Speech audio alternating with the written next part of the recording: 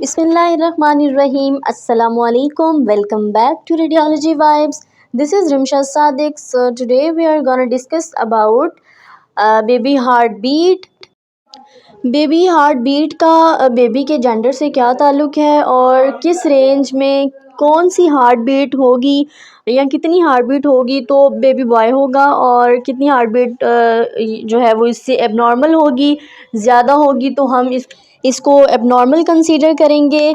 तो first of all video को start करने से पहले अगर आप इस चैनल पे नए हैं तो चैनल को लाइक कर दें, सब्सक्राइब कर दें और वीडियो को स्टार्ट करते हैं। अब देखिए यहाँ पे हमें ये पता होना चाहिए कि आपके बेबी की जो हार्ट बीट है वो हमें कब पता चलती है।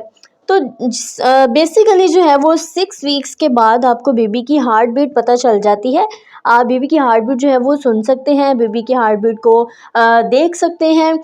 तो 6 वीक्स के बाद बेबी की हार्ट बीट आपको पता चल जाती है और ये वो मोमेंट होता है जिसमें बेबी की जो मदर होती हैं वो बहुत बहुत बहुत हैप्पी होती हैं कि उनको जो है वो अपने बेबी की हार्ट बीट सुनाई दे रही है और उसको फील कर रही हैं। अगर तो आप जो है वो डॉपलर स्कैन करवा रहे हैं तो डॉपलर स्कैन में आप आपके जो बेबी का हार्ट है उसमें बहने वाला ब्लड भी देख सकते हैं। रेड और ब्लू जो है वो उसके साइंस होते हैं, उसमें आप ब्लड की सर्कुलेशन को बहुत अच्छे से रूल आउट कर सकते हैं। डॉपलर में क्या होता है कि बेबी की जो है वो वेव फॉर्म बनती है जिससे आप फीटल हार्ट रेट जो है उसको मेजर करते हैं। अब बेसिकली जो है वो आपको बेबी की हार्ट बीट 6 वीक्स में पता चल जाती है।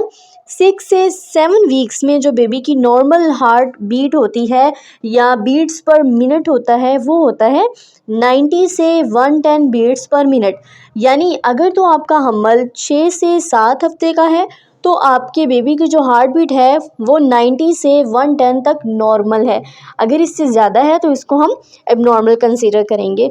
और इसके अलावा अगर तो बेबी की जो वीक है गेस्टेशनल एज 8 से 9 हफ्ते के दरमियान है तो बेबी की जो हार्ट बीट है वो 174 बीट्स पर मिनट जो है वो आपको सुनाई देगी। इसके अलावा जैसे जैसे बेबी की गेस्टेशनल एज इंक्रीज़ होती है, अब जो नॉर्मल एवरेज बेबी की हार्ट बीट है वो 110 से 160 बीट्स पर मिनट है। तो आपने इस चीज़ को मार्क आउट कर लेना है कि बेबी की जो नॉर्मल हार्ट बीट है वो कितनी है, 110 से 160 बीट्स पर मिनट। अब कैसे पता चलेगा कि आपका बेबी बॉय है या बेबी गर्ल है? तो जो नॉर्मल हार्ट रेट होती है वो है 110 से 160 बीट्स पर मिनट और ये आपके बेबी बॉय में भी हो सकती है और बेबी गर्ल में भी हो सकती है। बेसिकली हार्ट बीट को हम काउंट कर तो चाहे आपका बेबी गर्ल हो या फिर आपका बेबी बॉय हो, दोनों में हार्ट जो है वो इक्वली बीट करता है। हार्ट की जो बीट्स होती हैं यानी दिल का धड़कना जो होता है वो दोनों में यानी लड़का हो या फिर लड़की हो उनमें इक्वल तरह से धड़कता है। इक्वल हार्ट बीट्स आपको विजुलाइज होती हैं, आप सुन सकते हैं। अब बेबी गर्ल हो या फिर बेबी बॉय हो, जो हार्ट होता है उसकी जो सिमेट्री होती है, उसकी जो एनाटमी होती है, फिजियोलॉजी होती है वो सेम होती है। एज इट इज़ मेल्स और फीमेल्स में किसी भी किस्म का जो है वो डिफरेंस नहीं होता। सेम एज इट इज़ जो है वो इनमें 4 चैम्बर्स होते हैं हार्ट के और उसी तरह से ये धड़कता है, उसी तरह से इसकी ब्लड सर्कुलेशन होती है, पंपिंग होती है और सारी जो इसकी फिजियोलॉजी है, इसकी वर्किंग है वो बेबी गर्ल में और बेबी बॉय में एक इक्वल तरीके से होती है। अब अगर तो आपकी 110 से कम है बेबी की हार्ट बीट या फिर 160 से बेबी की हार्ट बीट ज़्यादा है तो ये क्या कर सकता है, ये आपके बेबी में मुख्तलिफ जो है वो disease, heart related disease create कर सकता है। कॉन्जेनिटल एबनॉर्मेलिटीज़ क्रिएट करेगा। कॉन्जेनिटल एबनॉर्मेलिटीज़ पे I have made an extra video, आप वो देख लीजिएगा। अब कौन कौन सी हार्ट डिज़ीज़ को ये कोज करता है वो हम लोग देखते हैं।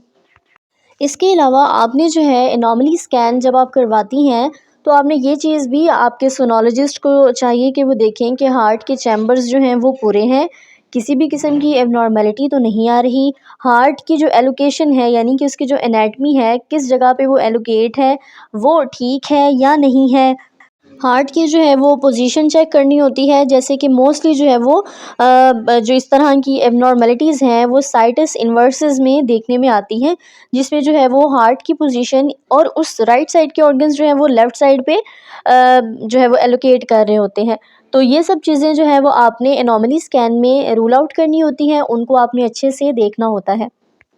इसके अलावा नेक्स्ट वीडियो जो है वो मैं इस चीज़ पे बनाऊंगी कि आपकी जो फीटल एनॉमलीज़ होती हैं, फेस की एनॉमलीज़ होती हैं, ब्रेन की एनॉमलीज़ वो क्या होती हैं, और आपने जो है वो फीटल फेस में क्या क्या देखना होता है। इसके अलावा आपने फीटल नेक में क्या देखना होता है, और फीटल की एब्डोमेन जो है उसमें कौन कौन सी एबनॉर्मेलिटीज़ को डील आउट करना होता है, और इसका जो है वो जेंडर से क्या रिलेशन है, ये सब चीज़ें आपको फर्दर लेक्चर्स में क्लियर आउट करूँगी। प्रीवियस वीडियोज़ को चेकआउट कर लिया करें, और अगर आपको आज की वीडियो अच्छी लगी है तो चैनल को लाइक करें, सब्सक्राइब करें और शेयर करना हरगिज़ मत भूलिएगा। मिलते हैं इंशाअल्लाह नेक्स्ट वीडियो में। अल्लाह हाफ़िज़।